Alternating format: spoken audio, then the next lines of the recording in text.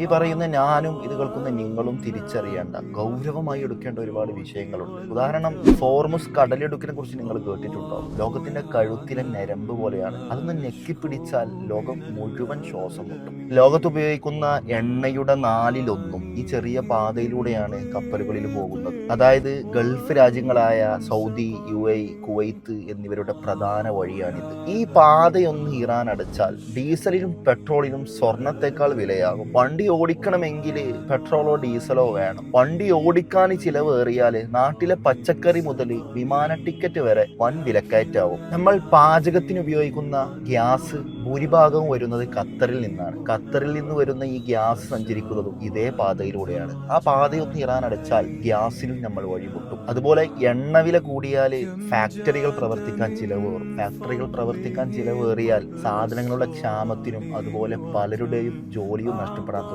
ചുരുക്കത്തിൽ നമ്മുടെ വീട്ടിലെ കറന്റ് ബില്ല് മുതൽ കറിവേപ്പിലയുടെ വില വരെ ഈ ചെറിയ കടലിടുക്കിനെ ആശ്രയിച്ചുകൊണ്ടിരിക്കും. അതുകൊണ്ട് ഈ പറയുന്ന ഹോർമുസ് കടലിടുക്കെങ്കിലും ഇറാൻ അടച്ചാൽ അത് വെറും ഒരു യുദ്ധതന്ത്രമായിരിക്കില്ല, മറിച്ച് ലോകത്തിന്റെ തന്നെ സാമ്പത്തിക നട്ടെല്ല് പിഴുതെറിയാൻ ഈ ചെറിയ കടലിടുക്കിന് സാധിക്കും.